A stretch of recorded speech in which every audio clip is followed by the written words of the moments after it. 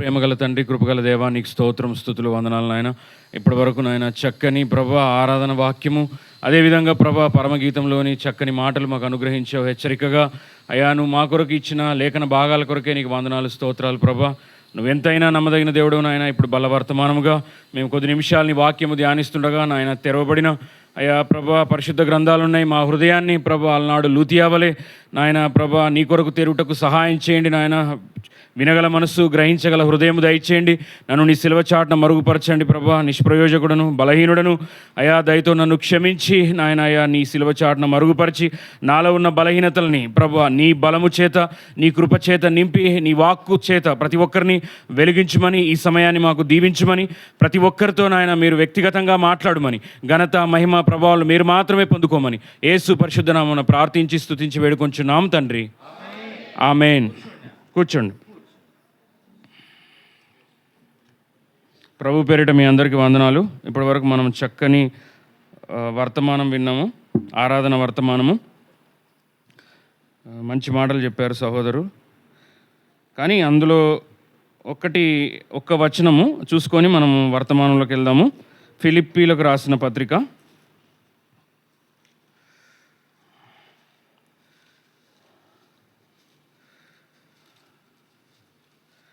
2వ అధ్యాయము 3వ వచనం.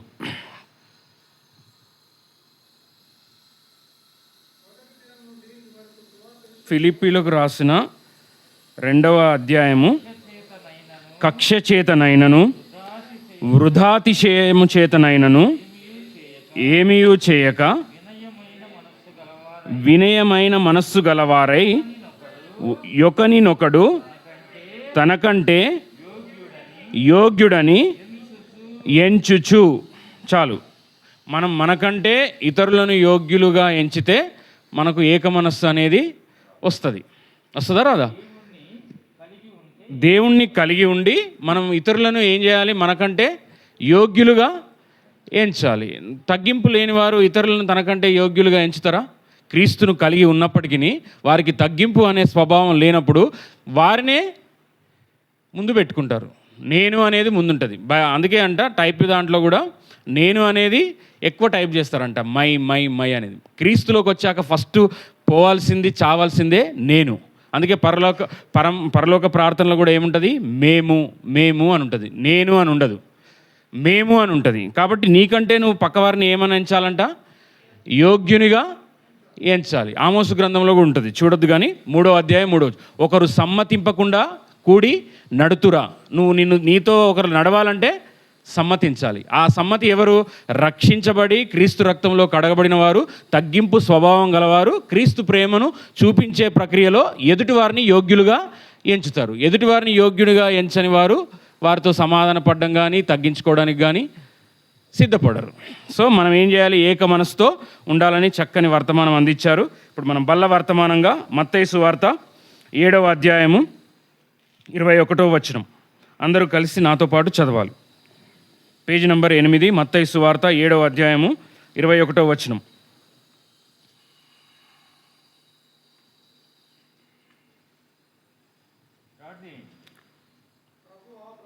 ప్రభువా ప్రభువా అని నన్ను పిలిచి ప్రతివాడును పరలోక రాజ్యములో ప్రవేశింపడు గాని పరలోకమందున్న నా తండ్రి చిత్త ప్రకారము చేయువాడే ప్రవేశించును. ప్రభువా ప్రభువా అని నన్ను పిలుచువా ప్రతివాడును పరలోక రాజ్యంలో ప్రవేశింపడు గాని పరలోకమందున్న నా తండ్రి చిత్త ప్రకారము చేయువాడే ప్రవేశించును. ఇది ఎవరు చెప్తున్న మాట? యేసుక్రీస్తు ప్రభువారు చెప్తున్న మాట. ఏమని? ప్రభువా ప్రభువా అని పిలిచే ప్రతి ఒక్కరు పరలోక రాజ్యంలో ప్రవేశించరు నాయన. పరలోకమందున్న నా తండ్రి చిత్త ప్రకారము చేయువాడే ప్రవేశించును. మరి తండ్రి చిత్తం ఏంటి? తండ్రి చిత్తం ఏంటి? నేను చెప్తాను కొన్ని విషయాలు. మనందరి పట్ల దేవుడికి ప్రత్యేకమైన, ఇండివిజువల్గా దేవుడికి ప్రత్యేకమైన చిత్తం ఉంది. నతానియేలు బ్రదర్ పట్ల ఒక ప్రత్యేకమైన చిత్తం ఉంది. నా పట్ల ఒక ప్రత్యేకమైన చిత్తం ఉంది.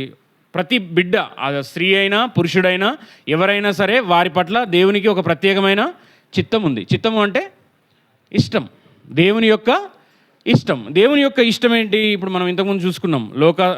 యోహాను సువార్త 3:16లో దేవుడు లోకమును ఎంతో ప్రేమించెను కాగా తన అద్వితీయ కుమారుని యందు విశ్వాసముంచువాడు నశింపక నిత్య జీవము పొందునట్లు ఆయనను మన కొరకు అనుగ్రహించెను. అంటే ప్రతి ఒక్కరూ రక్షించబడడం దేవుని యొక్క ప్రప్రదమైన చిత్తం. నశించిపోయిన దాన్ని వెతికి రక్షించడానికే మనుష్య కుమారుడు ఈ లోకంలోనికి వచ్చను. స్వస్థపరచడానికో, మిమ్మల్ని ఆశీర్వదించడానికో, ఈ లోకంలో ఉన్న భోగాలని యొక్క అట్రాక్షన్ చూపించడానికో యేసు ప్రభు వచ్చిన పర్పస్ కాదు. ఆయన వచ్చిన మొట్టమొదటి మిషనరీయే యేసుక్రీస్తు ఈ లోకానికి. ఎందుకు? చావడానికి సిద్ధమై తన కుమారుడు సిలువలో ఘోర మరణం పొందుతాడని తెలిసి ఆ కుమారుని కిందికి పంపించాడా లేదా? పంపించాడు. ఆ కుమారుడు ఏం చేశాడు? తండ్రి యొక్క చిత్తము చేయడానికి సంపూర్తిగా ప్రాణమైనా పోగొట్టుకుంటాను కానీ నా తండ్రి చిత్తంలో నుంచి పక్కకు వెళ్ళను అనే వీర విధేయుడు ఆ యేసుక్రీస్తు. ఆయనను వెంబడిస్తున్న, ఆయనను సేవిస్తున్న ప్రజగా మనం కూడా క్రీస్తు యొక్క చిత్తమేంటో, ఆయన కుమారులుగా కుమార్తెలుగా మనం ఆయన చిత్తమేంటో తెలుసుకోవాలి. మరి చాలామంది దైవజనులు తమ పుట్టినరోజుల కోసం, పిల్లలకో కుమారులకో పుట్టినరోజుల కోసం ఆ దైవజనుల దగ్గరికి వస్తారు ప్రార్థించమని, నా పుట్టినరోజు ప్రార్థించమని. కానీ నిజమైన దైవజనుడు చేయాల్సిన పని ఏంటంట అంటే, నేను నేర్చుకున్నా, నువ్వు ఎందుకు పుట్టావో నీకు తెలుసా? అవునా? తెలుసా తెలీదా అని అడగాలంట. అడిగితే ఎందుకు అంటే అతను విమర్శించడానికి కాదు, నువ్వు పుట్టిన పర్పస్ ఏంటో నీకు తెలిసి ఉండాలి. నువ్వు క్రీస్తులో పుట్టావు, క్రీస్తులో నువ్వు నూతన యొక్క రక్షణ అనుభవాన్ని పొందిన నిన్ను ఎన్నుకున్నందుకు, నిన్ను ఏర్పరచుకున్న దానికి దేవుని చిత్తం ఏంటి, దేవుని ఇష్టం ఏంటి? ఇప్పుడు మనం మామూలుగా మార్కెట్కి వెళ్తేనే 1,00,000 చూస్తాం. వంకాయకి ఆ కలర్ ఉందా, ఈ కలర్ ఉందా, తొడిమి ఉందా, బాగుందా. వీలైతే అబ్బాయిలు ఎవరన్నా పురుషులు వెళ్తే ఇంటికి ఫోన్ చేసి తెల్ల వంకాయలే ఉన్నాయి, దానికి ముళ్ళు లేవు, నల్లగా ఉన్నాయి, పొడవు ఉన్నాయి, అన్నీ చూస్తాం. ఆఫ్టర్ ఆల్ ఒక వంకాయ శరీర భోజన పదార్థాలకు తీసుకునేది. కానీ నిన్ను ఇంతమంది ప్రపంచంలో 600 కోట్లకు పైగా ఉన్న ఈ 196 దేశాలకు పైగా ఉన్న ఈ దేశంలో, ఈ ప్రపంచంలో నన్ను ఎన్నుకున్నాడు అంటే ఒక ప్రత్యేకమైన గురి, ప్రత్యేకమైన దేవుని యొక్క చిత్తము ఉందా? ఒప్పుకుంటారా? మరి మనందరి పట్ల దేవుని సామాన్యమైన చిత్తం ఏంటి? మనము రక్షించబడడం, క్రీస్తును సొంత రక్షకుడుగా మనం అంగీకరించి ఆయన రాజ్యంలో చేరడము మొట్టమొదటి ఆయన యొక్క చిత్తము. మళ్ళీ ఇంకోటి ఏం చెప్తున్నాడు చూడండి. 1 తెస్సలోనికలు రాసిన పత్రిక 4వ అధ్యాయము 3వ వచనం, పేజీ నంబర్ 186. ఒక్క నిమిషం అందరు తీయాలండి.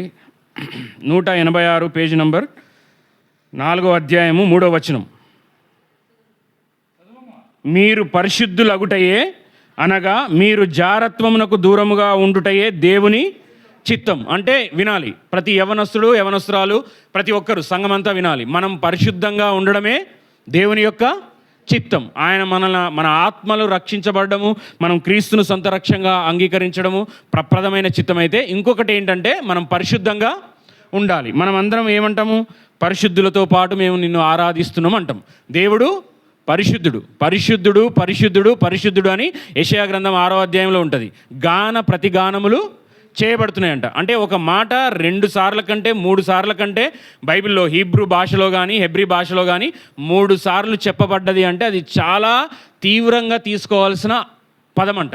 అంటే దేవుడు ఎంత పరిశుద్ధుడు అంటే ఇక దాంట్లో ఇక పరిశుద్ధత అంటే యేసుక్రీస్తుని తప్ప వేరే దానికి ఎక్కువ కాదు, తక్కువ కాదు. పరిశుద్ధుడుగా, అతి పరిశుద్ధుడుగా, మన మధ్య ఏ పాపము ఎరగని, కామ క్రోధ లోభ మోహ మదమాత్సర్యములు లేకుండా ఆయన కన్య అయిన మరియ గర్భంలో జన్మించాడు, పాపము లేకుండానే మరణించాడు, పాపము లేకుండానే ఆయన తనువు చాలించి పరలోకంలోకి పునరుత్థానుడై వెళ్ళాడు. కాబట్టి అలాంటి వ్యక్తిని, అలాంటి ప్రభువుని సేవిస్తున్న మనము ఎలా ఉండాలంట? మీరు పరిశుద్ధులు అగుటయే అనగా మీరు జారత్వమునకు దూరముగా ఉండటయే దేవుని చిత్తము. ఇదే మాట పేతురు గ్రంథంలో ఉంటుంది చూడండి, ఇంకా కొంచెం క్లారిటీగా ఉంటుంది. పేతురు పుస్తకం చూడండి,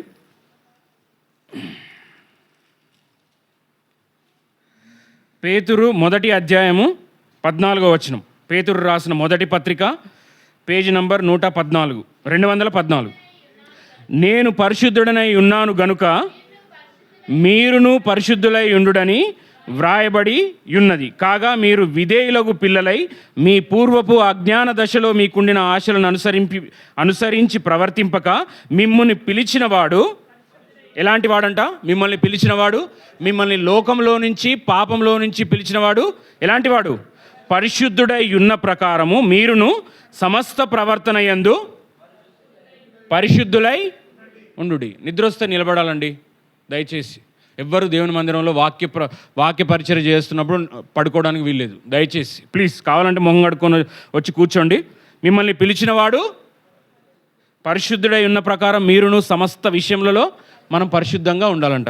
అంటే నువ్వు దేవుని మందిరంలోకి వచ్చాక నీకున్న ఒకే ఒక ఎలిజిబిలిటీ ఏంటి అంటే నువ్వు రక్షించబడి ఉండాలి, నెక్స్ట్ నువ్వు పరిశుద్ధంగా ఉండాలి. నువ్వు పరిచర్య చేస్తావా, బలలో పాలు పంపులు పొందుతావా, నువ్వు ఏంటి ఏ పరిచర్య చేసినా నువ్వు దేవుని మందిరంలో దేవుని యొక్క పరిచర్యలో హస్తము వేయాలంటే నీకు ఉండాల్సిన క్వాలిటీ ఏంటి? దేవుడు పరిశుద్ధుడై ఉన్న ప్రకారం మీరును సమస్త ప్రవర్తన యందు పరిశుద్ధులై ఉండాలి. 2 మళ్ళీ చూడండి, 1 తెస్సలోనిక 5:18. మొదటి తెస్సలోనికీలకు రాసిన పత్రిక 187 పేజీ నంబర్ 5వ అధ్యాయము 15 నుంచి చదువుతున్నాం చూడండి. ఎవడును కీడునకు ప్రతి కీడెవడైనను చేయకుండా చూచుకొనడి. మీరు ఒకని ఎడల ఒకడు మనుష్యులందరి ఎడల ఎల్లప్పుడూ మేలైన దానిని అనుసరించి నడుచుకొనుడి. ఇక్కడి నుంచి చూద్దాం మనము చూసుకోవాల్సిన వచనము. ఎల్లప్పుడూ సంతోషముగా ఉండుడి. 2 ఎడతెగక ప్రార్థన చేయుడి. 3 ప్రతి విషయమునందు కృతజ్ఞతాస్తుతులు చెల్లించుడి. ఇలాగు చేయుట యేసుక్రీస్తునందు మీ విషయంలో దేవుని చిత్తం. ఏంటంట? మనం పరిశుద్ధంగా ఉండాలి.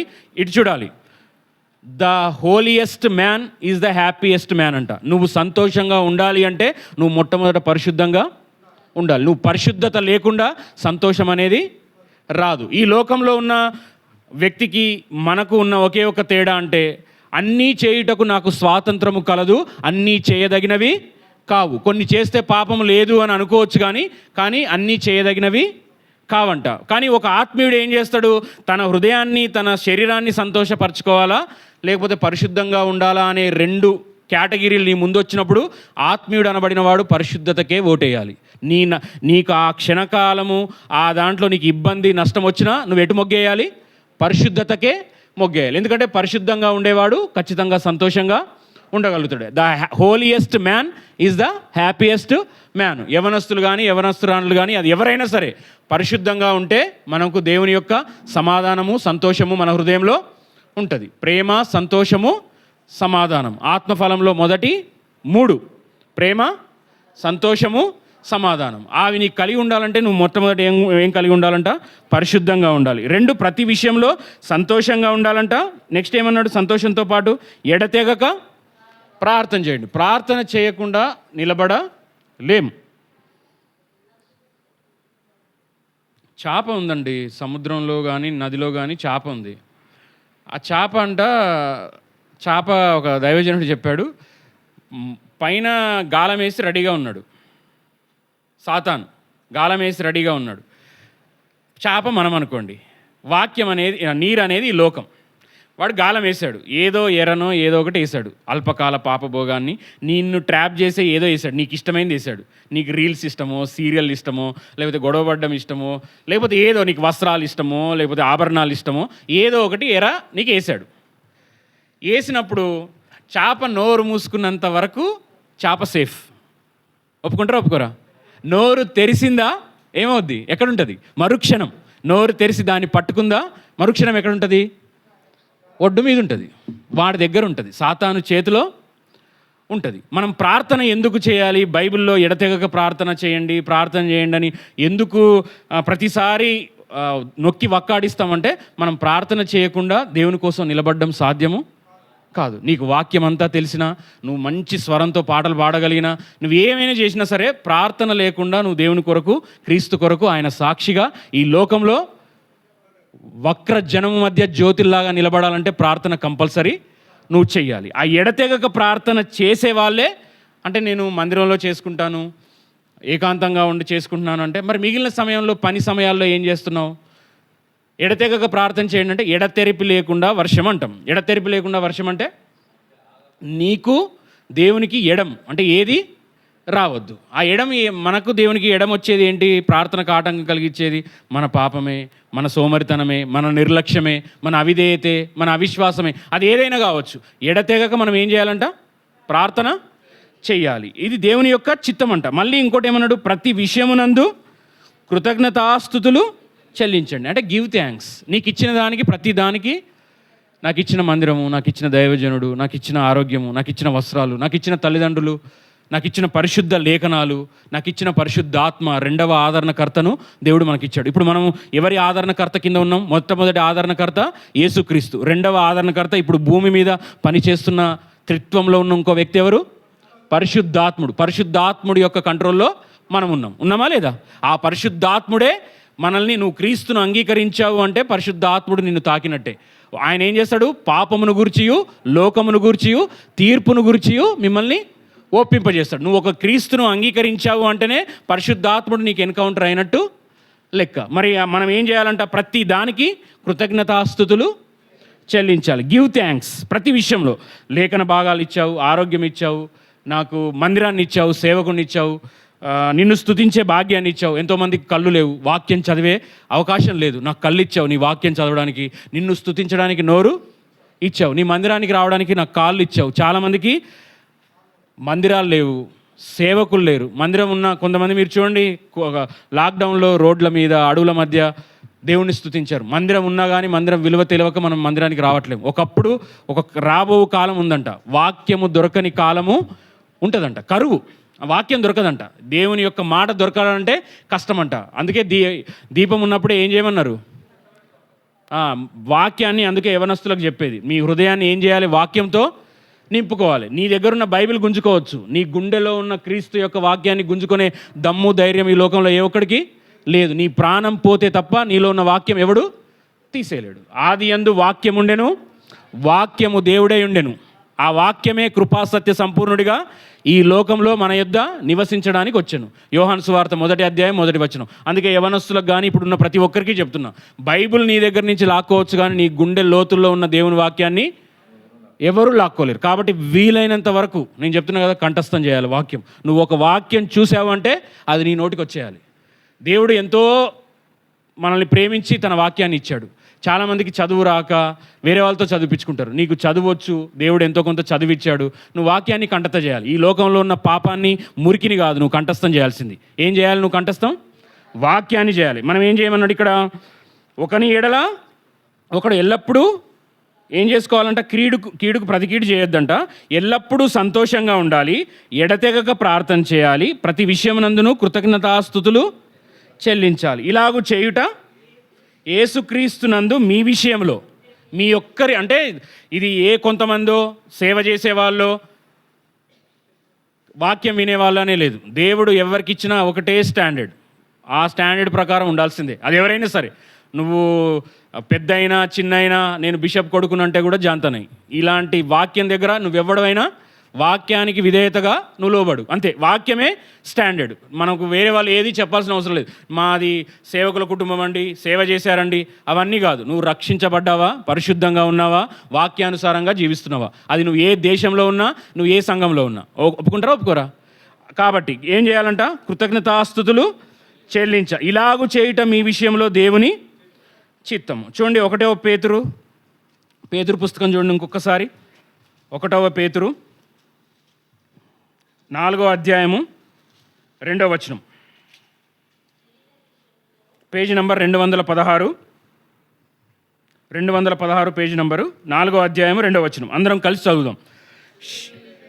శరీర విషయంలో శ్రమపడిన వాడు శరీరమందు జీవించు మిగిలిన కాలము ఇక మీదట మనుజాశలను అనుసరించి నడుచుకొనక దేవుని ఇష్టానుసారముగానే నడుచుకున్నట్లు పాపముతో జోలి ఇక నేమియూ లేక యుండును. అండర్లైన్ చేసుకోవాలి, ప్రతి యవనస్తుడు ఇది అండర్లైన్ చేసుకోవాలి. ఈ వచనం ఇక మీదటనంట, శరీరమందు జీవించిన మిగిలిన కాలము, రక్షించబడిన తర్వాత క్రీస్తుతో నడుస్తున్న మిగిలిన కాలము ఎలా ఉండాలంట? ఇక మీదట మనుజాశలను అనుసరించి నడుచుకొనక దేవుని ఇష్టానుసారముగానే నడుచుకొనున్నట్లు పాపముతో జోలి ఇకనేమియు లేక యుండును. పాపంతో ఏముండాలంట? జోలి ఉండొద్దంట. ఏ జోలి లేకుండా మనుజాశలు అంటే మనుషునికి ఉండే ఆలోచనలు. మనుషులకు ఉండే ఆలోచనలు ఏంటి? చూడాలి ఇటు. మనుషులకు ఉండే చింతలు ఏంటి? ప్రాణమా తెలుసు కదా మీకు అందరికీ, తినుము త్రాగుము సుఖించుము, అదొకటి. ఇంకోటి ఏంది? అన్న వస్త్రములకు వాళ్ళు ఏమి తిందుమో ఏమి ధరించుకుందామో అని అన్యులు చింతిస్తారని ఉంది. నేను చెప్పాను, అది బైబిల్ చెప్తుందా? మత్తయి సువార్త 6వ అధ్యాయంలో ప్రభువారే చెప్పారు, మీరు అలాగూ చింతించొద్దు, రేపటి గురించి మీరు చింతించొద్దు, కానీ మొదట దేవుని రాజ్యమును ఆయన నీతిని వెతుకుడు, అప్పుడు అవన్నీ అంటే నీకు కావలసిన అన్నీ మీకు అనుగ్రహింపబడును. మనం అన్యుల వలె ఏం తిందామా ఏం ధరించుకుందామా అని చింతించొద్దంట. మరి మనుజాశలు అంటే ఏంటి? ఈ లోకంలో గొప్పవారిని కావాలి. ఒకటి గుర్తుపెట్టుకోండి, కొందరికి డబ్బు సంపాదించాలని ఆశ. డబ్బు లేకపోతే ఎలా బ్రతుకుతాం బ్రదర్ ఈ లోకంలో? ఏం చేయాలన్నా ఇలాంటి మహానగరం పట్టణంలో హైదరాబాద్లో ఏదైనా పని చేయాలంటే డబ్బు లేకుండా అవుద్దా? కాలు తీసి కాలు అడిగేయాలంటే అవ్వదు అని అంటాం. అంటే నీ పోషణ కొరకు నీకు తగినంతగా ఉండడం తప్పు కాదు, కానీ ఏంటి? అత్యాశ. భావితరాలకు సంపాదించి పెడుతున్నారంట. వాళ్ళ మనవాళ్ళు మనవరాళ్ళు తినే అంత సంపాదించి ధనవంతుడు ఇంకా ధనవంతుడు అనే అవుతున్నాడు, పేదవాడు ఇంకా పేదవాడుగానే ఉంటున్నాడు. మరి ధనవంతులు పరలోక రాజ్యంలో వెళ్తారని చెప్పాడు ఆ ప్రభు. ఏమని చెప్పాడు? ఒంటే సూది బొజ్జంలో దూరుతుందేమో కానీ ధనవంతుడు పరలోక రాజ్యంలో ప్రవేశించుట దుర్లభము అన్నాడు. ఏంటంట? దుర్లభము. కాబట్టి ధనాన్ని ప్రేమించొద్దు. ఈ లోకంలో ఉన్నవారు ధనాన్ని ప్రేమించి ఆస్తులు సంపాదించారనుకో, వాళ్ళు నెక్స్ట్ ఇంకోటి చేస్తారు. మీరు ఎవరినైనా గమనించండి, ధనం ఒక్కసారి వచ్చిన తర్వాత వారికి ఇక ధనం మీద ఉండదు. ఏముంటుంది? పేరు మీద ఉంటుంది. వాళ్ళ వెంటనే ఏం చేస్తారు? కొన్ని కోట్లు 40 ఫండ్ కింద ఇచ్చి పేరు, బ్రాండ్. ఇప్పటి వరకు ధనం ఉంది, ఇప్పుడు ఏం కావాలి వాళ్ళకు? పేరు కావాలి. పేరు కావాలంటే వాళ్ళు ఏం చేస్తారు? రాజకీయాల్లోకి వెళ్ళిపోతారు నీట్గా. అప్పుడు ఏమవుద్ది? పలానా వారి పేరుతో ఇప్పటివరకు ఏముంది? వాళ్ళకు ధనం ఉంది. ధనం తర్వాత ఏం కావాలంట? పేరు కావాలంట. ఇప్పుడు మనము పేరు సంపాదించుకుందామని, నేను ఆ రిఫరెన్స్లు అన్నీ చూపిను, కానీ పేరు సంపాదించుకుందామని ఆదికాండం 11వ అధ్యాయంలో ఒకరు కట్టారు. ఏం కట్టారు? బాబేలు గోపురం, పేరు సంపాదించుకుందామని. అప్పుడు ఏం చేశాడు? అసలు భాషలు పుట్టిందే 11వ అధ్యాయంలో. ఒప్పుకుంటారా? దేవుడు ఏం చేశాడంట? తారుమారు చేశాడు. నువ్వు ధనాన్ని వెంబడిస్తే నీ జీవితం తారుమారు అవుద్ది, గుర్తుపెట్టుకోవాలి. ఇంకోటి ఏంది? యాకోబు పత్రికలో వెళ్తే ఒకడు చూడండి, యాకోబు రాసిన పత్రిక, వాళ్ళు కూడా సంపాదించడానికి వెళ్తారు. 13వ అధ్యాయం 13వ వచనం, 4వ అధ్యాయం 13వ వచనం, పేజీ నెంబర్ 212. నేడైనను రేపైనను ఒకానొక పట్టణమునకు వెళ్ళి అక్కడ 1 సంవత్సరం ఉండి వ్యాపారము చేసి లాభము సంపాదింతుము రండని చెప్పుకొను వారలారా, రేపేమి సంభవించునో మీకు తెలియదు. మీ జీవ మేపాటిది, మీరు కొంతసేపు కనబడి అంతలో మాయమైపోవు ఆవిరి వంటి వారై, కనుక ప్రభువు చిత్తమైతే మనం బ్రతికి ఉండి ఇది అది చేతుమని చెప్పుకొన వలెను. నువ్వు రేపు చూడాలి, నన్ను చూడాలి. ప్రభు చిత్తమైతే రేపు జరగబోయే మందిర ఆవరణంలో వచ్చి నేను దేవునితో ఆరాధించగలుగుతాను. ఒప్పుకుంటారా? ప్రభు చిత్తమైతేనే. లేకపోతే మన డేట్ ఎప్పుడు ఫిక్స్ ఎవరి దగ్గర ఉంది? కాలగతులు ఎవరి వశంలో ఉన్నాయి? ఇప్పుడు ఇంతకుముందు దైవజనులు చెప్పినట్టు, నువ్వు పడుకొనుట లేచి ఉనుట నేను కూర్చునుట నీ కన్నులు నన్ను చూస్తున్నాయి. నేను అగాధమునకు వెళ్ళినా నీకు కనబడకుండా ఉన్నది ఏది లేదు. మరి అగాధంలోనే కదా చేప గర్భంలో ప్రార్థన చేస్తాడు 2వ అధ్యాయంలో. యోనా 1వ అధ్యాయంలో యెహోవా వాక్కు యోనాకు ప్రత్యక్షమై అని ఉంటుంది. ఆయన అవిధేయత చూపించాడు. 2వ అధ్యాయంలో అసలు దేవుని యొక్క ప్రస్తావన ఉండనే ఉండదు. మళ్ళీ దేవుని చిత్తం వైపు వచ్చేంత వరకు మళ్ళీ 3వ అధ్యాయంలో యోనాకు యెహోవా వాక్కు ప్రత్యక్షమై. అంటే నీకు దేవుని మాట రావట్లేదు, నీకు దేవుని యొక్క దీవెన ఆశీర్వాదం రావట్లేదు అంటే నువ్వు దేవుని చిత్తానికి వ్యతిరేకంగా వెళ్తున్నావేమో ఒక్కసారి పరిశీలన చేసుకో. ప్రభువా నువ్వు స్తుతి ఆరాధించవచ్చు, పాటలు పాడొచ్చు, ప్రార్థించవచ్చు, కానుకలు వేస్తున్నా కదా, మందిరానికి వస్తున్నా కదా అని నువ్వు అనుకోవచ్చు. కానీ నువ్వు ఏది చేసినా అది తండ్రి చిత్తమై ఉండాలి. నువ్వు సేవ చేసినా సరే. ఇప్పుడు నేను కూడా అంతే. నాకు అసలు వాక్యము నలుగురు ముందు మాట్లాడాలంటే నేను ఇంట్రావర్ట్, ఎవరితో యాక్చువల్గా మాట్లాడడానికి రాదు. కానీ దేవుడు చెప్పిన మాటలు ఏంటంటే, దేవుడు నన్ను ఎన్నుకొని ఏర్పరచుకొని నాకు ఇచ్చిన మాట, ఆ మాటను పట్టుకొని నేను ఇప్పుడు ఈ మందిరంలో కానీ ఇక్కడ కానీ వాక్యం చెప్పే ధన్యత దేవుడు నాకు ఇచ్చాడు. చూడండి, 1 తిమోతి. స్వతహాగా నేను ఇంట్రావర్ట్, నాకు మాటలు రాదు, మాట్లాడలేను, బలహీనుణ్ణి. 2 తిమోతి 195 పేజీ నంబర్, 2 తిమోతి 4వ అధ్యాయము 2వ వచనం.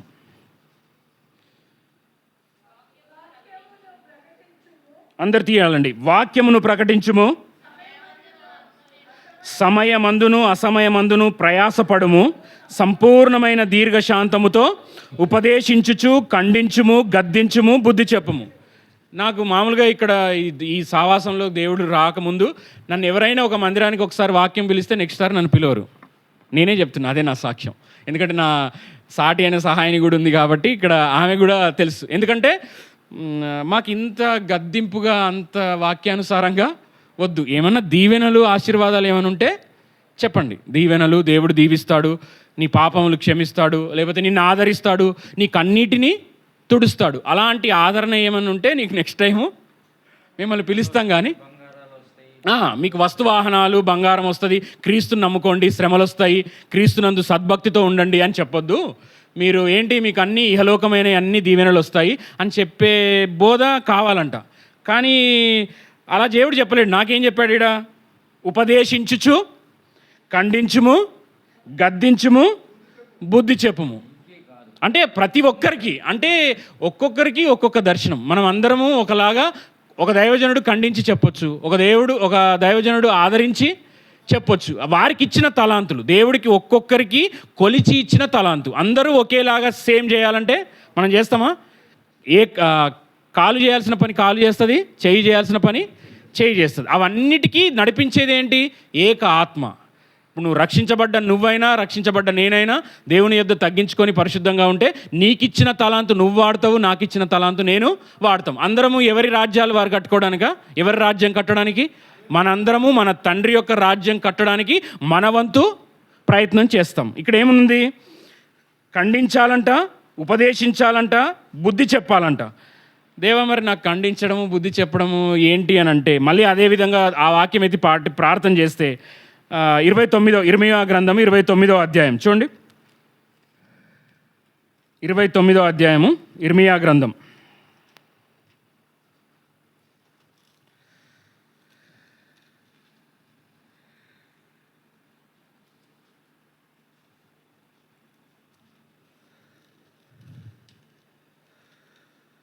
సారీ అండి, 23వ అధ్యాయం 647వ పేజీ నంబర్, ఇర్మియా గ్రంథం 23వ అధ్యాయము 28వ వచనం. 23-28. కల కనిన ప్రవక్త ఆ కలను చెప్పవలెను. నా వాక్కు ఎవనికుండునో వాడు సత్యమును బట్టి నా మాట చెప్పవలను. ధాన్యముతో చెత్తకు ఏమి సంబంధము? ఇదే యెహోవా వాక్కు. నా మాట అగ్ని వంటిది కాదా? బండను బద్దలు చేయు సుత్తె వంటిది కాదంట. దేవుని వాక్యం ఎలాంటిదంట? అగ్ని లాంటిదంట. ఆ అగ్ని ఏం చేస్తుంది? పరిశుద్ధపరుస్తుంది. నిన్ను 22 నుంచి 24 క్యారెక్టర్స్, నువ్వు ఏ 9 1 ఉంటే నిన్ను ఏం చేస్తుంది? 24 క్యారెక్టర్ల బంగారంగా, మేలిమి బంగారంగా, అపరంజిగా నిన్ను మారుస్తుంది. 2, మనలో ఉన్న పాపాన్ని, మస్టును కూడా తీసేస్తుంది. బండను బద్దలు చేయి సుత్తె వంటిది. సుత్తె ఏం చేస్తుంది? మనలో ఉన్న శిల్పిగా మనలో ఒక మంచి స్వరూపముగా, క్రీస్తు స్వారూప్యము మనలోకి మార్చేది దేవుని యొక్క వాక్యం. దేవుని వాక్యం అనే సుత్తె నిన్ను ఏ రూపంలోకి మారుస్తుంది? పౌలు అంటాడు కదా, మీరు క్రీస్తు స్వారూప్యంలోకి మీరు మారుటకు నాకు మరల ప్రసవ వేదన కలుగుచున్నది. మనందరి గురి ఏంటి? మనం ఎలా అవ్వాలంట? క్రీస్తు స్వారూప్యంలోనికి మారాలంట. కాబట్టి ప్రతి ఒక్కరి పట్ల, అంటే నా పట్ల దేవుని చిత్తం ఏంటో నేను అడిగాను. రక్షించబడ్డ ప్రతి ఒక్కరూ రక్షించబడిన వెంటనే చేయాల్సిన పని ఏంటంటే, నా పట్ల నీ చిత్తము ఏంటి? మరి అందరి పట్ల దేవుని చిత్తం ఏంటన్నాము? రక్షించబడ్డము, పరిశుద్ధంగా ఉండడము, సంతోషంగా ఉండడము, దేవుణ్ణి స్తుతించడము, ఎడతెగక ప్రార్థన చేయడము, అంతా బాగానే ఉంది. మరి నా పర్సనల్గా, నా వ్యక్తిగతంగా నా పట్ల నీ చిత్తం ఏంటి అని తెలిసిన వాళ్ళు ఎంతమంది? మీ యొక్క పరిశుద్ధ గ్రంథాన్ని చూపించండి. నా పట్ల దేవుని చిత్తం తెలుసు నాకు అని. అంటే మనం ఏం చేయాలంటే, దేవా నా పట్ల నీ చిత్తం ఏంటని మనం దేవుని దగ్గర అడగాలి. మరి ప్రభు అంటున్నాడు, ప్రభువా ప్రభువా అని పిలిచివాడు పరలోక రాజ్యంలో చేరడంట. ప్రభు యొక్క తండ్రి యొక్క చిత్త ప్రకారము చేయవాడే పరలోకం వెళ్తాడంట. మరి యేసుక్రీస్తు తండ్రి చిత్తం చేశాడా?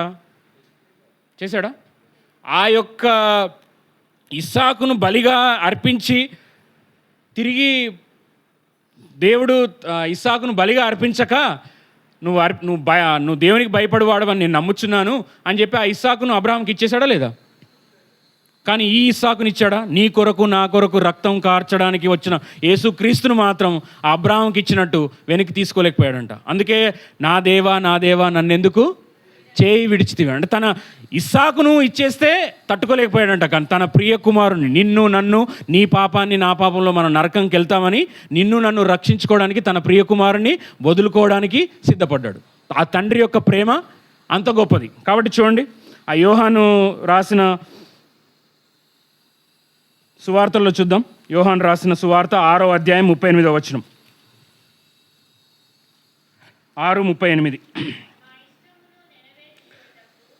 పేజీ నంబర్ 86, 38వ వచనం. 6వ అధ్యాయం 38 చదవండి. నా ఇష్టము నెరవేర్చుకొనుటకు నేను రాలేదు, నన్ను పంపిన వాని చిత్తము నెరవేర్చుటకే పరలోకము నుండి దిగి వచ్చి తిని. యేసుక్రీస్తు ఈ లోకానికి దేనికోసం వచ్చాడంట? నా ఇష్టము నెరవేర్చుకోవడానికి రాలేను. నువ్వు మందిరానికి కానీ, నువ్వు క్రీస్తులోకి కానీ, నువ్వు రక్షించబడ్డ వ్యక్తివైతే నీకు ఉండాల్సిన ఒకే ఒక్క గురి నా ఇష్టము కాదు, నా ఇష్టము చావాలి, నేను కాదు క్రీస్తే అన్నట్టుగా ఉంటేనే నీవు ఈ మాట చెప్పగలవు. నా ఇష్టము నెరవేర్చుకున్నటకు నేను రాలేదు కానీ నన్ను పంపిన వాని చిత్తము నెరవేర్చుటకే పరలోకము నుండి దిగి వచ్చి తిని. నువ్వు మందిరానికి దేనికోసం వస్తున్నావు? నన్ను చూడాలి. నువ్వు మందిరానికి దేనికోసం వస్తున్నావు? నీ చిత్తం చేయడానికి వస్తున్నావా? దేవుని చిత్తం చేయడానికి వస్తున్నావా? రాకపోతే మళ్ళీ పాస్టర్ అడుగుతారు ఎందుకు రాలేవు అని. అందుకోసం వస్తున్నారా? ఎవరి కోసం వస్తున్నారు? ఎవరికి భయపడి వస్తున్నారు? దేవునికి భయపడేవాడు, దేవునికి మాత్రమే భయపడేవాడు, దేవుని సంఘాన్ని, దేవుని మందిరాన్ని ప్రేమిస్తాడు. దావీదు దేవుణ్ణి ప్రేమించాడు కాబట్టి మందిరాన్ని ఎక్కువగా ప్రేమించాడా లేదా? ప్రేమించాడు. దేవుణ్ణి ప్రేమించేవారు దేవుని మందిరాన్ని ప్రేమిస్తారు, దేవుని సేవకుని ప్రేమిస్తారు, దేవుని సేవను కూడా ప్రేమిస్తారు. అది ఎక్కడ ప్రారంభమవుద్ది? దేవునితో ప్రారంభమవుద్ది. దేవుణ్ణి ప్రేమించలేని వాడు వాక్యాన్ని ప్రేమించలేడు, మందిరాన్ని ప్రేమించలేడు, దైవ సేవకుల్ని, ఎవరిని కూడా, నిన్ను వలని పొరుగువాన్ని కూడా ప్రేమించడం సాధ్యము కాదు. కాబట్టి ఏందంట? నా ఇష్టము నెరవేర్చుకోవడానికి నేను రాలేదు, నన్ను పంపిన వాని చిత్తము నెరవేర్చడానికి వచ్చాను. ఇక్కడ మన బ్రదర్ అద్భుతమైన వాక్యం చెప్పారు ఇంతకుముందు ఆరాధనలో. ఆ 17వ అధ్యాయం నాకు ఇష్టమైంది. ప్లస్ ఈ యవనస్తులందరికీ ఎవరికి ప్రార్థన రాకపోతే ఇది యేసుక్రీస్తు చేసిన ప్రార్థన. సువార్తల పాఠంలో మనకి దీర్ఘ ప్రార్థన ఒక అధ్యాయం ఉంది అంటే అది ఇది 17వ అధ్యాయం. ఈ ప్రార్థన మనందరికీ వచ్చి ఉండాలి. ఇందులో మనం చాలా సత్యాలు నేర్చుకోవచ్చు. ఇక్కడ ఏమన్నాడు? నీ చేయుటకు నాకు ఇచ్చిన పని నేను చేసి ఉన్నాను అంటాడు. చూడండి 4వ వచనం, 17:4, పేజీ నంబర్ 98. చేయుటకు నీవు నాకిచ్చిన పని నేను సంపూర్ణముగా నెరవేర్చి భూమి మీద నిన్ను మహిమపరిచితిని. మనం అందరము ఎవరిని మహిమపరచడానికి? దేవుని చిత్తం చేసేవారు ఎవరిని మహిమపరుస్తారు? దేవుని మహిమపరుస్తారు. మనల్ని మనం మహిమపరచుకోవడానికి కాదు. దేవుని చిత్తం నువ్వు చేసావనుకో, నువ్వు దేవుని చిత్తం చేసావు, నీ భార్య కూడా దేవుని చిత్తం చేసింది. నీ కుటుంబంలో ఎవరి చిత్తం నెరవేర్చబడుతుంది? దేవుని చిత్తం నీ కుటుంబంలో నెరవేర్చబడుతుంది. నీ కుటుంబంలో దేవుని చిత్తం నెరవేర్చబడితే ఆ కుటుంబం ద్వారా ఎవరు మహిమ పొందుతారు? దేవుడు మహిమ పొందుతారు. ఇప్పుడు ఇక్కడ స్త్రీలు ఉన్నారు, పురుషులు ఉన్నారు. ప్రతి ఒక్కరూ దేవుని చిత్తము చేస్తే ఇక్కడ దేవునికి మహిమ, ఘనత, ప్రభావం. మనం పాట పాడుకున్నామా లేదా? మరి దేవునికి మహిమ, ఘనత, ప్రభావం రావాలంటే నేను దేవుని చిత్తం మాత్రమే చేయాలి. నువ్వెన్ని చేసినా, ఎంత చేసినా, ఒక దైవజనుడు అన్నాడు, నీవు దేవుని చిత్తము తెలుసుకోకుండా నువ్వు చేసినదంతా బూడిదలో పోసిన పన్నీరేనంట. నువ్వు దేవుని చిత్తంలో చేసిందే నిలబడుతుంది. నీకు ఇచ్చిందే అడుగుతాడు, నీ గురించే లెక్క అడుగుతాడు. నీ కుటుంబం గురించి, నీకు ఒక భార్యని ఇచ్చాను, నీకు ఒక కుమారుని, కుమార్తెని ఇచ్చాను, వారి గురించి లెక్క అడుగుతాడు. కానీ పక్కింటి వాళ్ళ గురించి లెక్క నిన్ను అడుగుతాడా? ఇప్పుడు ఒక కాపరికి నీ యొక్క సంఘం యొక్క లెక్క, ఆ గొర్రెల యొక్క లెక్క అడగడా కాపరికి? నీకు నేను ఇచ్చాను, నీకు ఈ తలాంతులు ఇచ్చాను. అప్పుడు తలాంతులు ఇచ్చిన వాళ్ళ దగ్గర లెక్క చూపించుకోవడానికి వచ్చినప్పుడు అడిగాడా లేడా? 5 తలాంతులు, 2 తలాంతులు లెక్క అడిగాడా లేదా? మన దేవుడు లెక్క పత్రం లేనివాడా? లెక్క అడిగేవాడు. ఎందుకు భోజనాన్ని నాకు అంతకుముందు తెలిసేది కాదు. భోజనము ఎందుకు వృధా చేయొద్దు అంటే యేసుక్రీస్తు వారే మనకు మాదిరిగా ఉన్నారు. ఆయనకు ఎందుకు 12 గంపలు అవన్నీ ఎత్తిన తర్వాత అవన్నీ ఎత్తండి అని అంటే వేస్ట్ చేయడం దేవుని యొక్క ఉద్దేశము కాదు. చాలా అంటే లోబిగా ఉండొద్దు అని అంటాడు, కానీ నిర్లక్ష్యంగా కూడా ఉండొద్దు, పిసినారిగా కూడా ఉండొద్దు. మరి మనం కూడా లెక్కజమ, నీ యొక్క మాటకి లెక్క ఉంది, నీ యొక్క జీవితానికి లెక్క ఉంది. నువ్వు ఎన్ని సంవత్సరాలు నువ్వు రక్షించబడ్డప్పటి నుంచి ఇప్పటి వరకు నువ్వు ఏం చేసావని ఎవరు లెక్క అడుగుతారు? దేవుడు లెక్క అడుగుతారు. మరి దేవుని యొక్క చిత్తం నువ్వు చేయడానికి సిద్ధంగా ఉన్నావా? దేవుడు అంటున్నాడు, చేయుటకు నువ్వు నాకు ఇచ్చిన పని నేను సంపూర్ణముగా నెరవేర్చి భూమి మీద నిన్ను మహిమపరిచితిని. సిలువలో ఏమంటాడు? సమాప్తము అయినది. దేనికి సమాప్తమైంది? తన యొక్క తండ్రి యొక్క చిత్తము సమాప్తమైంది, పాపికి రక్షణ సమాప్తమైంది, సాతాను యొక్క ముళ్ళు ఏమైంది? విరవబడ్డది. అంటే అన్నిటికీ సమాప్తం దేంతో చేశాడు? సిలువలో సమాప్తి చేశాడు. మరి మనం చెప్పగలం ఆయన జీవించింది ఎంతకాలం? 90 సంవత్సరాలు జీవించాడా యేసుక్రీస్తు ప్రభువారు?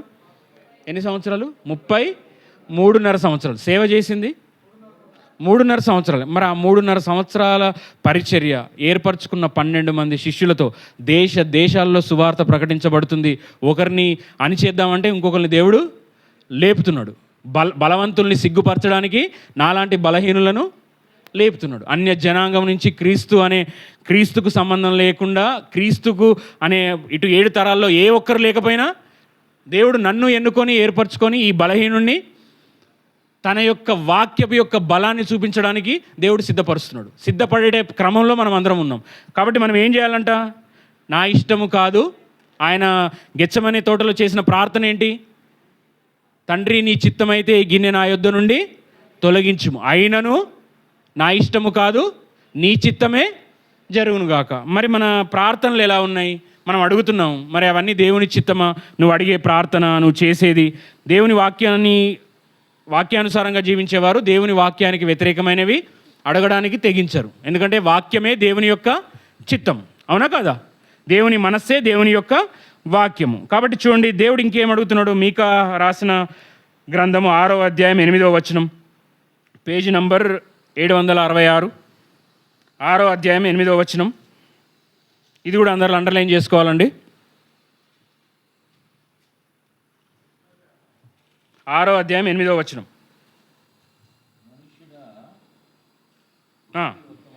మనుష్యుడా, ఏది ఉత్తమమో అది నీకు తెలియజేయబడి ఉన్నది. న్యాయముగా నడుచుకొనుటయు, కనికరమును ప్రేమించుటయు, దీన మనస్సు కలిగి నీ దేవుని ఎదుట ప్రవర్తించుటయు, ఇంతే కదా యెహోవా నిన్ను అడుగుచున్నాడు. ఏం అడుగుతున్నాడంట? ఇంతే కదా అని మనం అనుకుంటున్నాం. ఇవి చేయడం అంత ఈజీ కాదు. విరిగి నలిగిన హృదయం లేకుండా, ఎడతెగక ప్రార్థన చేయకుండా, మన శరీరాన్ని మనం నలగొట్టుకోకుండా, ప్రార్థనలో నలగొట్టుకోకుండా ఇవి 3 చేయడం సాధ్యము కాదు. కానీ అసాధ్యమైతే కాదు. దేవుడు అసాధ్యమైన ఆజ్ఞలు ఎప్పుడు ఇవ్వడు. ఏమనంట? న్యాయంగా నడుచుకోవాలంట. 2 ఏం చేయాలంట? కనికరమును ప్రేమించాలంట. దీన మనస్సు కలిగి నీ దేవుని ఎదుట ప్రవర్తించుటయు, ఇంతే కదా యెహోవా నిన్ను అడుగుచున్నాడు. మరి మనం ఏం చేస్తున్నాం? మనం న్యాయంగా నడుచుకుంటున్నామా? అన్ని విషయంలో న్యాయంగా ఉన్నామా? కనికరాన్ని ప్రేమిస్తున్నామా? మనల్ని దేవుడు కనికరించాలని ఆశపడుతున్నాం. ఎవరన్నా కనికరము, క్షమాపణ అడిగితే వారిని క్షమిస్తున్నామా? క్రీస్తు ప్రేమ మనలో ఉందా? దీన మనస్సు ఉందా? చూడండి, హెబ్రీలకు రాసిన పత్రిక 10వ అధ్యాయం 36వ వచనం చూడండి. హెబ్రీలకు రాసిన పత్రిక 10వ అధ్యాయము 36వ వచనం.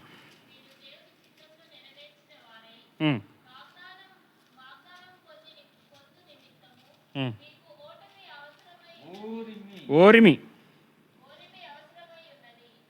ఏం అవసరమై ఉన్నదంట? మీరు దేవుని చిత్తమును నెరవేర్చిన వారై వాగ్దానము పొందు నిమిత్తము మీకు ఓరిమి అవసరమై ఉన్నదంట. దేవుని చిత్తము నెరవేర్చాలంటే మనందరికీ దేవుని యొక్క వాగ్దానాలు కూడా అవి పొందడానికి ఏం కావాలంట? ఓరిమి అవసరమై ఉన్నదంట. మరి నీకు నాకు దేవుడు ఎన్నో వాగ్దానాలు ఇచ్చాడు. అంటే ఒకటి గుర్తుపెట్టుకోండి, ఓరిమి అంటే ఓర్పు సహనము. మనకు ఆ ఓర్పు అనేది కావాలంట ఆ వాగ్దానం నెరవేర్పుకు. ఇప్పుడు అబ్రహాము తన గర్భఫలం పొందుకోవడానికి కొన్ని సంవత్సరాలు వెయిట్ చేయాల్సి వచ్చింది. దావీదు తాను చక్రవర్తిగా నిలబడడానికి దేవుడు సమూయేలు చేత అభిషేకించిన తాను పట్టాభిషేకం పొందడానికి ఎంతో ఓర్పు గుండా వెళ్ళాల్సి వచ్చింది.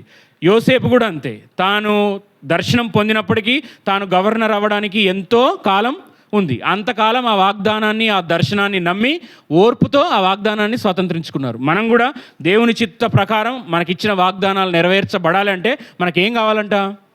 ఓర్పు, సహనం కావాలంట. మరి ఆ ఓర్పు సహనం ఎలా వస్తుంది? నేను ముగిస్తాను, చూడాలి. ఓర్పు సహనం ఎలా వస్తుంది? ఒక భక్తుడి దగ్గరికి ఒక సహోదరుడు వచ్చి ప్రార్థన అడుగుతున్నాడంట, నాకు సహనం కావాలి కానీ ఇప్పుడే కావాలంట. ఎప్పుడు కావాలంట? సహనం కావాలంట, ఇప్పుడే కావాలంట. సాధ్యమా అది? సహనం అంటేనే సహనం అంటేనే ఓర్పా? ఓకే. వెయిట్ చేయాలి అంటే పర్యాయ పదాలు. సహనానికి పర్యాయ పదంలో ఓర్పు. మరి భూమి మీద అంతట్లో మిక్కిలి సాత్వికుడు ఎవరు? మోషేనా? మోషే తర్వాత మన ప్రభువైన యేసుక్రీస్తు కూడా.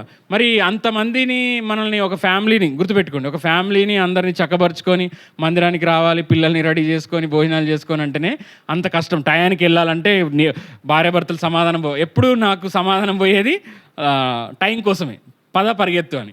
కానీ మనం మందిరానికి వచ్చి బల్లలో చేయి వేసే ముందు నేను ప్రతిసారి ఏం చేస్తా? మళ్ళీ సమాధాన పడతాను, నీ మీద కోపడ్డా క్షమించు అని. మళ్ళీ బల్లలో చేయి వేయాలంటే సమాధానంతోనే వేయాలి. కానీ అడిగింది మందిరానికి త్వరగా రావాలని అన్నా కానీ మనకేముంటుంది? ఆయాసం, మనం వారికి కోపడ్డాం కదా. మరి ఆ మోషే ఆ 20 లక్షల మంది నడిపించడానికి వాళ్ళు ఎలాంటి వాళ్ళు? ఎన్ని తిప్పులు తిప్పారు? ఒకరికి కాకరకాయ కావాలి, ఒకరికి బీరకాయ కావాలి, ఒకరికి ఐగుప్తులో అక్కడ సమాధులు లేవా అంటారు, నీళ్లు కావాలంటారు, నాన్ వెజ్ కావాలంటారు. మరి ఆయన ఎంత సహనం పొందాడు? దేనికి సహనం వస్తుందో చెప్పాలంటే, ప్రేమ దీర్ఘకాలము సహించును.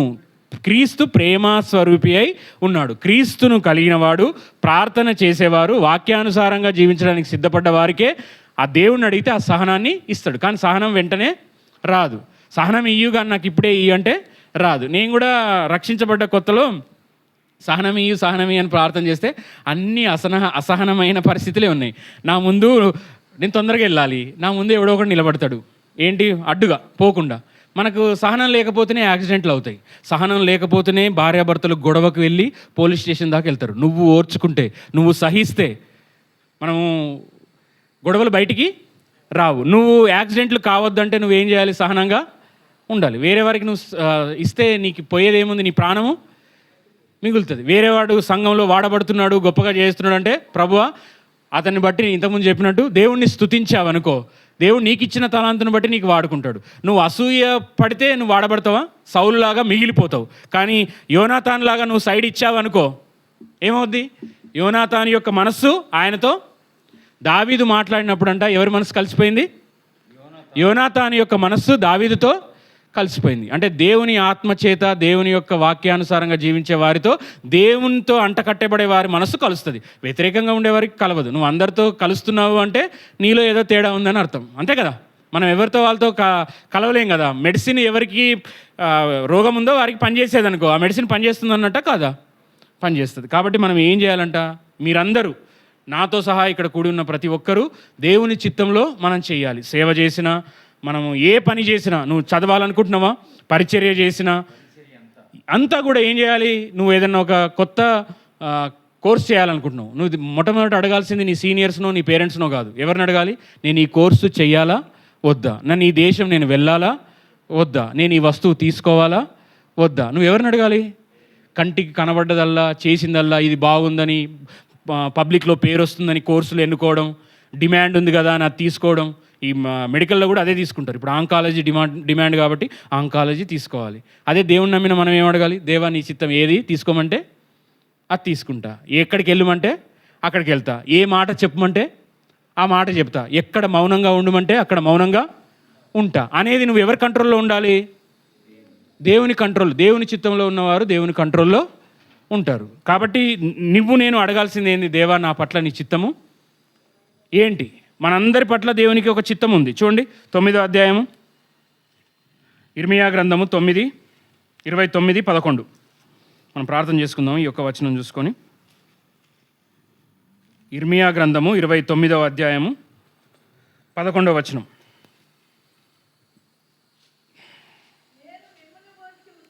నేను మిమ్మును గూర్చి ఉద్దేశించిన సంగతులను నేనెరుగుదును.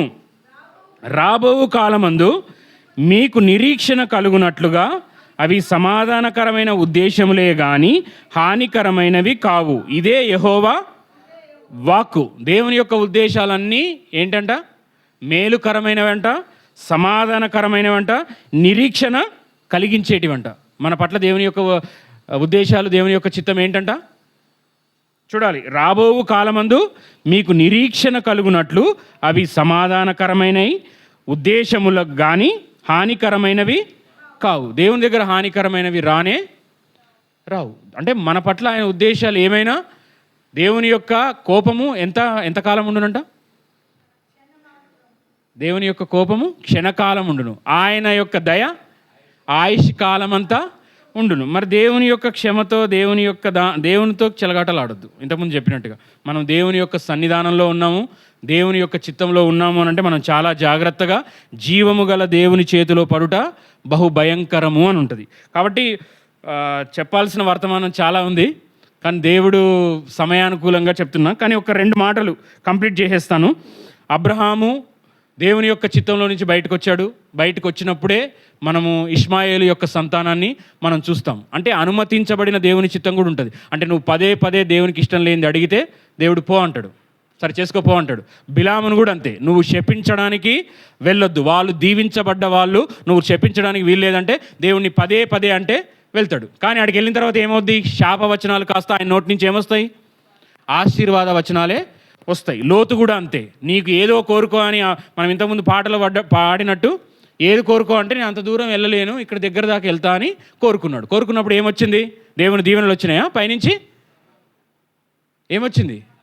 ఆకాశం నుంచి అగ్ని వర్షంగా కురవబడ్డది. కాబట్టి లోతు కుటుంబము శపితమైన కుటుంబంగా నిలబడిపోవడానికి కారణం ఏంటి? దేవుని యొక్క చిత్తంలో నుంచి బయటికి వచ్చాడు. మనము సగము దేవుని చిత్తము, సగము నా చిత్తము అది కాదు.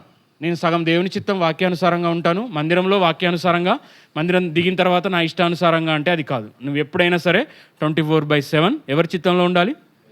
దేవుని చిత్తమే చెయ్యాలి. అందుకే ఉంది కదా యోహాను రాసిన పత్రికలో, భూమి ఆకాశములు గతించును కానీ తండ్రి చిత్తము చేయువాడు నిరంతరము నిలుస్తాడు. నువ్వు నిలబడాలి అంటే నువ్వు నీ యొక్క పరిచర్యలో అయినా, సేవలో అయినా, నీ యొక్క ఉద్యోగంలో అయినా, నువ్వు పఠించే కాలేజీలో అయినా నువ్వు నిరంతరం నిలిచి ఉండాలి అంటే నిరంతరంగా నిలిచి ఉండే దేవుని చిత్తమే చెయ్యాలి. దేవుని చిత్తము చేయవాడు నిరంతరము నిలుస్తాడు. నేను చెప్తున్న మాట, ఇది బైబిల్ చెప్తున్న మాట. నువ్వు నిరంతరం నిలిచి ఉండాలని ఉందా? లేకపోతే ఏ ఎండ కాగొడుగులాగా పడిపోయే ఇలా గాలి వస్తే ఇలా, అలా గాలి వస్తే అలా పడిపోయేవారిలాగా ఉందామా? ఖర్జూర వృక్షం వలె మనము మొవ్వ మోస్తూ ఇలా ఉందామా? ఎలా ఉందాం? దేవుని చిత్తము చేసేవారు దీవించబడతారు. దేవుని చిత్తము చేయడానికి సిద్ధపడ్డది ఒక్క వచనం చూడండి. ఈ ఒక్క వచనం చూద్దాం. 40వ కీర్తన 8వ వచనం. నీ ప్రార్థన కూడా ఇదే ఉండాలి. దేవా, నీ చిత్తము చేయడము నాకెంతో ఇష్టము అంటాడు భక్తుడు. చూడండి 40వ అధ్యాయము 8వ వచనం. అండర్లైన్ చేసుకోవాలి ఇదంతా. నా దేవా, నీ చిత్తము నెరవేర్చుట నాకు సంతోషము, నీ ధర్మశాస్త్రము ఎక్కడుందంట? ఎక్కడుంది నీ ధర్మశాస్త్రము? అంతర్యంలో ఉంది. అంటే ఇప్పుడు నేను ఇంతకుముందు చెప్పాను కదా, ఎక్కడ ఉండాలి వాక్యము? ధర్మశాస్త్రం అంటే దేవుని యొక్క వాక్యము, ఆజ్ఞలు, శాసనాలు, కట్టడాలు, మాటలు, అవన్నీ ఎక్కడ ఉండాలి? హృదయంలో ఉండాలి. ఇక్కడ చెప్తున్న మాట ఏంటి? నా దేవా, నీ చిత్తము నెరవేర్చుట నాకు సంతోషం. మరి నీకు ఏది సంతోషం ఇస్తుంది? మనం ప్రార్థన చేసుకుందాం. ఇటు చూడాలి. దేవుని చిత్తం చేయడం సంతోషంగా వేస్తుందా? ప్రతి ఒక్కరికి ఎవరికి చిత్తం చేయడం సంతోషం? వారి చిత్తం చేసుకోవడం సంతోషం. కానీ ఇక్కడ ఏముందంటే, ఏం చేయాలంటే, దేవా నీ చిత్తము చేయడము నాకు సంతోషం. దావీదుకు తన చిత్తము కాక దేవుని చిత్తము చేయడానికే మందిరం నీవు కట్టొద్దు అంటే తన కుమారుడికి వదిలిపెట్టి సమస్తము సమకూర్చాడు ఆ మందిరం కట్టడానికి. తాను ఆగాడా లేదా? కాబట్టి మనం కూడా అంతే. దేవుడు ఎక్కడ ఆగమంటే నువ్వు అక్కడ ఆగాలి, ఎక్కడ వెళ్ళుమంటే అక్కడ వెళ్ళాలి. అందుకే చెప్తారు కదా, గుర్రము వలనైనను కంచెర గాడిద వలనైనను ఉండొద్దంట. గుర్రము ఆ యజమాని కంటే ముందు పరిగెడుతుందంట. అంటే దేవుని చిత్తం కంటే ముందు మనం పరిగెడితే ఏమవుతాం? బోర్ల బొక్కల పడిపోతాం. కానీ వినకుండా కొంతమంది గాడిదలాగా మొరాయిస్తారు. మొరాయిస్తే ఏమవుద్ది? దేవుడు ఏం చేస్తాడు? గాడిదని మొరాయిస్తే మెచ్చుకుంటాడా? ఏం చేస్తాడు? దెబ్బలు దెబ్బలు పడతాయి. కాబట్టి మనం ఏం చేయాలి? దేవునితో పాటు తన చిత్తంలో ముందుకు వేయాలి. తండ్రి చిత్తము చేయవాడే నిరంతరము నిలుస్తాడు. కాబట్టి పిల్లల నుంచి పెద్దల వరకు, యవనస్తుడైనా యవనస్తురాలువైనా, స్త్రీ అయినా పురుషుడివైనా, నువ్వు చేయాల్సిన ప్రార్థన, ప్రతి ఒక్కరు కళ్ళు మూసుకోండి. యొక్క వచనం ప్రార్థన చేసుకుందాం. ఇన్ని రోజులు నీ చిత్తం చేసుకున్నావేమో, నువ్వు చేసే ఇదంతా దేవుని చిత్తానికి వ్యతిరేకమైందేమో, నిన్ను నువ్వు పరిశీలన చేసుకో. ప్రతి ఒక్కరు కూడా మోకరించి పరిశీలించుకోండి, పరిశోధించుకోండి. నతానియేలు అండ్